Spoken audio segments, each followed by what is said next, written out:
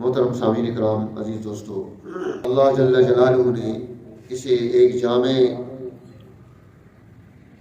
کامل اور مکمل دین عطا فرمایا ہے، جس میں زندگی کے جتنے بھی شعبے ہیں ان سب پر بحث کی ہے اور امت کو تعلیم دی ہے کہ وہ اپنی زندگی کی بنیاد کس پر رکھیں گے۔ جس طرح مسلمان کو زکوٰۃ ادا کرنے کا حکم دیا ہے، تو زکوٰۃ انسان تب ادا کر سکتا ہے کہ جب وہ کوئی کاروبار کرتا ہو، وسائل معیشت اس کے پاس آئیں تو پھر ہی زکوٰۃ ادا کرے گا، اور اگر اس نے کوئی کاروبار نہیں کیا، وسائل معیشت جمع نہیں کیے، تو اب وہ زکوٰۃ ادا کیسے کر سکتا ہے؟ تو زندگی انسان نے جو گزارنی ہے وہ اس کی معاش پر ہے، اور معاش ہی کو بنیاد بنایا ہے معاد آخرت کی، کہ انسان دنیا میں اگر وہ کام درست انداز سے اختیار کر کے جائے گا تو دنیا میں آخرت میں کامیابی حاصل کرے گا، نہیں تو پھر وہ کامیابی کی بنیادیں اس کی کمزور پڑ جائیں گی۔ اب دین اسلام انسانوں کو یہ رہنمائی دیتا ہے، وَلَقَدْ مَكَّنَّاكُمْ فِي الْأَرْضِ، ہم نے تمہیں زمین میں تمکین دی ہے، جگہ عطا کی ہے، تمہارے سپرد کی ہے، وَجَعَلْنَا لَكُمْ فِيهَا مَعَائِشَ، اور اس زمین میں ہم نے تمہارے لیے معیشت کا سامان رکھ دیا ہے۔ قَلِيلًا مَا تَشْكُرُونَ، تم بہت کم شکر گزاری اختیار کرتے ہو۔ اب یہ زمین میں اللہ نے انسان کو حکومت و سلطنت بھی عطا کی، تمکین فی الارض تو یہی ہے، اور اس کے ساتھ ساتھ اس کی معیشت، اس کی گزران کا پورا سسٹم زمین کے ساتھ وابستہ کر دیا۔ اس لیے غلہ اناج زمین سے پیدا ہو رہا ہے، سونا اور چاندی زمین سے نکل رہے ہیں، نمک یہاں سے نکلتا ہے، کوئلہ اس زمین سے نکلتا ہے، پیٹرول یہاں سے نکلتا ہے، گیس کی پیداوار زمین سے ہے، اور اسی طرح بہت ساری اور جتنی معدنیات ہیں ان تمام کا تعلق اس زمین کے ساتھ ہے۔ پھر اس زمین پر اللہ نے انسان کے لیے خشکی اور تری دونوں طرح کے رزق کے انتظام رکھے۔ وَلَقَدْ كَرَّمْنَا بَنِي آدم، ہم نے بنی آدم کو کرامت و فضیلت و عزت عطا کی۔ وَحَمَلْنَاهُمْ فِي الْبَرِّ وَالْبَحْرِ، اور اسے ہم نے خشکی اور تری کی سواری عطا کی۔ وَرَزَقْنَاهُمْ مِنَ الطَّيِّبَاتِ، اسے کھانے کے لیے پاکیزہ چیزیں عطا کی۔ وَفَضَّلْنَاهُمْ عَلَى كَثِيرٍ مِّمَّنْ خَلَقْنَا تَفْضِيلًا، اور ہم نے اپنی مخلوق کائنات میں جتنی بنائی ہے، ہزاروں جہان بنائے، ہر جہان میں مخلوقات پیدا کی، فرمایا وَفَضَّلْنَاهُمْ، اس حضرت انسان کو ان تمام مخلوقات میں سے افضل ترین بنا کر، فضیلت والا بنا کر ہم نے دنیا میں بھیجا ہے۔ اس لیے اللہ کی طرف سے ملنے والی ان نعمتوں کا استعمال حلال انداز میں اس کی بنیاد مسلمان کو عطا کی ہے۔ کوئی مسلمان اپنی رائے سے، اپنی مرضی سے، اپنی خواہش سے کسی چیز کو حلال اور حرام نہیں کر سکتا، یہاں تک کہ منصب نبوت، منصب رسالت، جو دنیا میں سب سے اعلیٰ ترین منصب ہے، منصب نبوت اور رسالت کو بھی یہ اختیار نہیں دیا کہ کوئی نبی، کوئی رسول، کوئی ہادی اپنی رائے سے، اپنی مرضی سے، یا کوئی قوم، کوئی ملت کسی چیز کو حرام قرار دے دے یا حلال قرار دے دے، منع کر دے۔ فرمایا قل من حرم زینت اللہ التی اخرج لعبادہ والطیبات من الرزق، میرے محبوب آپ ان سے پوچھئے، انہیں یہ بات بتائیے، سمجھائیے۔ قل، آپ فرما دیں، من حرم زینت اللہ، اللہ کی زینت کو کس نے حرام قرار دیا ہے؟ التی اخرج لعبادہ، جس کو اس نے اپنے بندوں کے لیے جائز قرار دیا تھا۔ والطیبات من الرزق، ان پاکیزہ چیزوں کو حرام کس نے قرار دے دیا؟ اور پھر اس کے ساتھ مزید یہ وضاحت بھی ارشاد فرما دی کہ یہ رزق یہ اللہ کی طرف سے طیبات، یہ نعمتیں. قل من حرم زینت اللہ التی اخرج لعباده والطیبات من الرزق قل ہی للذین آمنوا فی الحیات الدنیا. آج مسلمان کو یہ بات کہی جاتی ہے کہ تو مسلمان ہے اس لیے تیرے اوپر کوئی چیز جائز نہیں کہ تو کسی چیز کو استعمال کرے، تو حلال معیشت کو اختیار کرے، تو رزق کمائے. الدنیا سجن المومن، دنیا مومن کے لیے قید خانہ ہے، ہم نے یہاں اسی طرح سے زندگی گزارنی ہے. اس طرح کی تقریریں کی جاتی. اللہ کو پتا تھا، اس لیے یہ جو کہا جاتا ہے یہ دنیا تو کافروں کے لیے ہے، مومنوں کے لیے تو جنت ہے. فرمایا قل ہی للذین آمنوا، آپ یہ بات ارشاد فرما دیں ہی للذین آمنوا، جسے اللہ نے ایمان والوں کے لیے دنیا میں پیدا کیا. تو یہ پاکیزہ چیزیں، یہ زینت، یہ اللہ کی طرف سے ملنے والی یہ نعمت، یہ للذین آمنوا فی الحیات الدنیا، اس دنیا کی زندگی میں ایمان والوں کا حصہ ہے کہ وہ اس کو اختیار کریں. اب یہ جو حدیث پیش کی جاتی ہے الدنیا سجن المومن، کہ دنیا مومن کے لیے قید خانہ ہے، یہ قید خانے کے اعتبار سے اللہ کے نبی نے وضاحت کی ہے. جس طرح قید خانے میں، جیل میں کوئی آدمی اپنی رائے اور مرضی سے کام نہیں کر سکتا، اپنی مرضی سے دروازہ نہیں کھول سکتا. سونے کا ٹائم ہے، جاگنے کا ٹائم ہے، کھانے کا ٹائم ہے، کام کا ٹائم ہے، وہ پابند ہے وہاں کے لوگوں کا، نظم و انتظام کا. اسی طرح مسلمان دنیا میں اللہ کے حکم کا پابند ہے. یہ مطلب نہیں کہ یہ ذلیل اور رسوا رہے گا. اللہ واضح طور پر یہ بات ارشاد فرما رہے ہیں. اور پھر جتنی چیزیں انسانی سوسائٹی میں انسانوں کے درمیان معاملات کے اعتبار سے خرابی پیدا کر سکتی تھی، اس کی وضاحتیں دین اسلام نے پیش کر دی.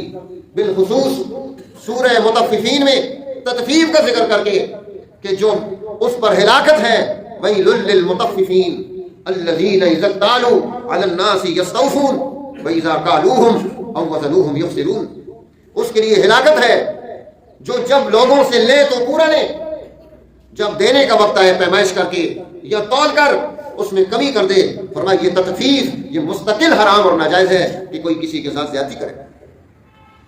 اور قوانین بیان کر دیے معیشت کے، یہ سب قرآن حکیم ان کی تفصیلات بیان کرتا ہے.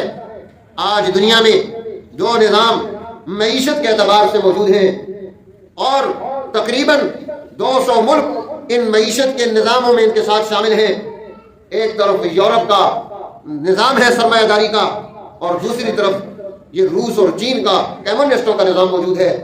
ان دونوں نے مذہب کا انکار کر کے اپنے نظام کی بنیاد رکھی، مذہب کا انکار کر کے.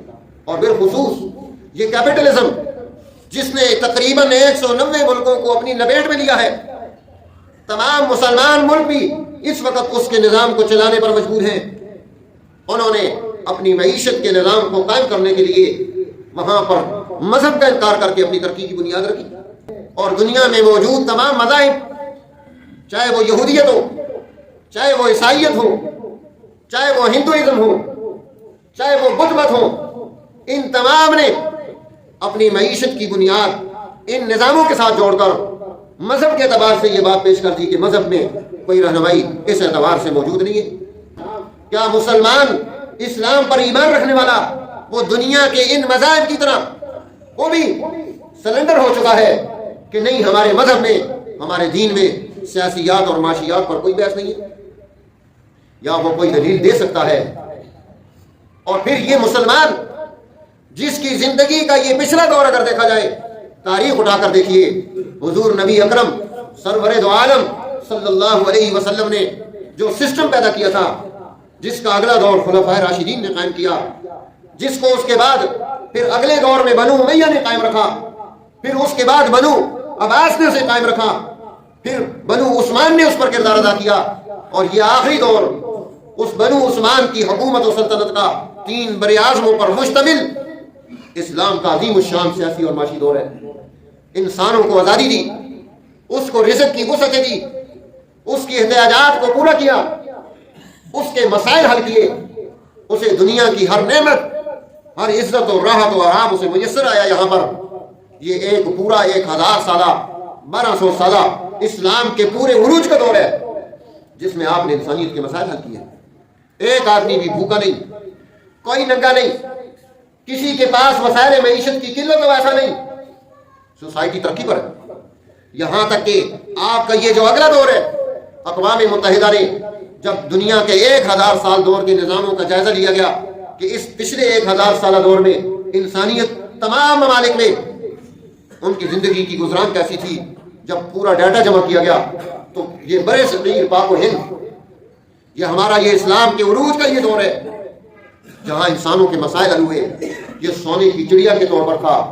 یہاں دنیا کا 25% GDP یہاں پر تھا. وسائل معیشت یہاں پر تھے. سونے اور چاندی کے سکے چل رہے تھے. یہاں انسانیت خوشحالی میں ترقی کی زندگی گزار رہی تھی. جب یہاں برطانیہ آیا، اس نے سارا کچھ اسپنج ڈال کر یہاں پر اس کو چوسا اور اپنے دریاؤں میں ڈال دیا. آج وہاں کی ساری ترقی کی بنیاد یہ ہمارا بڑے عظیم پاک و ہند ہے. تو میرے دوستو، آج یہ ملک غربت کی زندگی گزار رہے ہیں. جب یہاں اسلام تھا کبھی بھی کاٹ نہیں پڑا. آج دنیا میں کاٹ پڑتے ہیں. اس دور میں عظیم الشان کاٹ پڑے. انسانیت مر گئی، مصیبتوں میں مبتلا ہو گئی. آج بھی آپ اپنی دنیا کے ارد گرد علاقوں کے حالات کا جائزہ لیں، اپنے ملک کا جائزہ لیں. کتنی غربت ہے، کتنے مسائل ہیں، کتنی پریشانیاں ہیں. دین اسلام ان تمام چیزوں کو بڑے واضح انداز میں، درست اور صحیح انداز میں اس کی رہنمائی دیتا ہے کہ ہم اپنی زندگی کی بنیاد کیسے رکھیں گے. تو اسلام نے یہ پورا دور گزارا ہے. آپ تاریخ کا مطالعہ کریں، کہاں عزت، کہاں قوت، کہاں طاقت، کہاں وسائل معیشت کی کثرت، اور کہاں آج غربت ہی غربت ہے. آج ہم کہاں آ کر کھڑے ہو گئے جب ہم نے دنیا کے ان نظاموں کے ساتھ اپنی زندگی کی، اپنی گزران، اپنی بنیادیں قائم کی. آج پریشانیاں ہیں. تو دین اسلام معیشت کا پورا میکانزم دیتا ہے، انسانی مسائل حل کرنے کی پوری حکمت عملی دیتا ہے، پوری ترتیب بتلاتا ہے. اس لیے اس آخری دور میں امام الہند امام شاہ ولی اللہ محدث دہلوی نے اسلام کے ان تمام امور پر پوری تفصیل کے ساتھ بحث کی ہے. ان کی کتابوں میں ان تمام چیزوں کو بغور دیکھا جا سکتا ہے، مطالعہ کیا جا سکتا ہے کہ کس طرح سے دین اسلام حضور نبی اکرم صلی اللہ علیہ وسلم کی ان تمام احادیث کو امام شاہ ولی اللہ نے جمع کر کے رہنمائی ارشاد فرمائی کہ ہم اپنی زندگی کی بنیاد کیسے درست کر سکتے ہیں، ہم قوم کو کس انداز سے آگے لے جا سکتے ہیں، کیسے اسے کھڑا کر سکتے ہیں، کس طرح سے ترتیب بنا سکتے ہیں. اور امام شاہ ولی اللہ جب یہ تعارف پیش کر رہے ہیں دین کا، اس کے اقتصادیات کا، اس کے معاشیات کا، اس کے اکنامکس کا، اس کی رہنمائی کا، اس آپ نے جو احکامات اور جو رہنمائیاں قرآن و حدیث کو سامنے رکھ کے پیش کی، یہ روس کا نظام اس کے 150 سال بعد پیدا ہو رہا ہے. امام شاہ ولی اللہ 150 سال پہلے یہ بات ارشاد فرما رہے ہیں. یورپ نے داس کیپٹل اپنی اس کتاب کی بنیاد جس پر سرمایہ داریت کو قائم کیا ہے، امام شاہ ولی اللہ نے حجت اللہ البالغہ کتاب لکھی. یہ اس سے 40-45 سال بعد یہ کتاب لکھی جا رہی ہے. شاہ صاحب 40-45 سال پہلے دین اسلام کی ان تمام چیزوں کو واضح انداز میں بتاتے ہیں کہ اسلام کس طرح سے انسانی مسائل کو حل کرتا ہے. اور صحابہ کرام کی پوری زندگی، حضور نبی اکرم سرور دو عالم صلی اللہ علیہ وسلم کی پوری زندگی اور یہ ہمارے عروج کا پورا دور اس بات پر گواہ ہے کہ دین اسلام نے انسانیت کے مسائل کو کس طرح سے حل کیا، کیسے انسانوں کو سہولتیں پہنچائی. لیکن آج المیہ یہ ہے کہ جب ایک چیز غریب کے پاس ہوتی ہے اس کی کوئی قیمت نہیں ہوتی. اب جیسے آپ بیج لینے کے لیے جاتا ہے کسان، بیج مہنگا ہے، اور جب اس نے وہ بیج لے کر مہنگا پانی لے کر اس نے کاشتکاری کر کے وہاں وسائل جمع کر کے جنریٹ کر کے یہاں لے کر منڈی میں آیا، پھر یہاں آڑتی بیٹھا ہوا ہے. اب اس نے اس کو قیمت لگانے کی اجازت نہیں دی کہ اپنی مرضی سے تو اپنی چیز کی، اپنی پروڈکٹ کی قیمت تو طے کر، قیمت یہ طے کر. اب جس نے محنت کی تھی اس کے گھر میں بجلی نہیں چلتی، جس نے محنت کی اس کے گھر میں پنکھا نہیں چلتا، جس نے محنت کی اس کا بچہ ڈاکٹر نہیں بن سکتا، انجینئر نہیں بن سکتا، پائلٹ نہیں بن سکتا، وہ غلام رہے گا، مزدور رہے گا. اور یہ مڈل مین یہ درمیان میں ترقی کر رہا ہے. آپ دیکھیے یہاں ہمارے ملکوں میں یہ ملٹی نیشنل کمپنیاں کس طرح سے عیاشی کر رہی ہیں، ان کی چیزیں کس طرح سے بک رہی ہیں، اور اپنی چیزوں کو، اپنی جو ہے نا قوم کی پروڈکٹ کا کیا حال ہے. ہماری ساری انڈسٹری بند ہو گئی، ہزاروں لوگ بے روزگار ہو گئے. اس دور میں آ کر یہ حسن ابدال میں انڈسٹری چل رہی تھی تقریباً 64 سال سے، اس سال انہوں نے بند کر دی. تو میرے دوستو ہم کدھر جا رہے ہیں جب ہم نے ان سرمایہ داری نظاموں کے ساتھ اپنے آپ کو جوڑا، دین اسلام کے ان اعلیٰ اصولوں کو چھوڑا. آج ہم غریب ہیں، آج ہم محتاج ہیں. کبھی ٹماٹر مہنگا ہو جاتا ہے، کبھی چینی مہنگی ہو جاتی ہے، کبھی آٹا دستیاب نہیں. کبھی ڈالر نہیں ملتا، اس قوم کے کیا حالات ہیں؟ میرے دوستو، دین اسلام نے جو دور پیدا کیا تھا اس میں انسانیت کے لیے دنیا کی ہر نعمت وہاں پر موجود ہے۔ حضرت عبد الرحمن ابن عوف رضی اللہ تعالیٰ عنہ، جن کے دسترخوان پر ہر روز 300 400 لوگ روٹی کھایا کرتے تھے، جن کے کاروبار میں اتنے پیسے تھے، سونے اور چاندی کے ڈھیر ایسے لگے ہوتے تھے جیسے منڈی میں پیاز اور ٹماٹر پڑا ہوتا تھا، اتنا سونا چاندی تھا۔ اور آج کیا حالات ہے میرے دوستو؟ یہ صرف ایک عبد الرحمن ابن عوف نہیں، آپ اپنی تاریخ اٹھا کر دیکھیں کہ کس طرح سے ہم نے انسانوں کو معیشت میں سکون اور اطمینان دیا تھا، کیسے سوسائٹیاں ترقی کر رہی تھی۔ لیکن جب حکمران عیاشوں، جب چند لوگوں کے پاس پیسے چلے جائے، عام انسانوں کو محروم کر دیا جائے، تو پھر یہ مسائل پیدا ہو جاتے ہیں۔ آج یہ مسائل اسی لیے پیدا ہوں گے۔ اللہ جل جلالہ مسلمانوں کو سمجھ عطا فرمائے، دین اسلام کے ان اعلیٰ معاشی اصولوں کو اختیار کرنے کی توفیق نصیب فرمائے کہ جس کی بنیاد پر یہ دنیا میں آخرت میں کامیابی حاصل کر سکتا ہے، تاکہ ہم اس دنیا میں بھی سرخرو ہوں، ہم اپنی نسلوں کو کوئی بہترین نظام دے کر جائیں، ان کا مستقبل تابناک بنا کر جائیں اور آنے والا دور خوشحالی اور ترقی کا پیدا کر سکیں۔ اللہ تعالیٰ نے اس کا تمام اور توفیق نصیب فرمائے۔ وآخر دعوانا الحمدللہ رب العالمین۔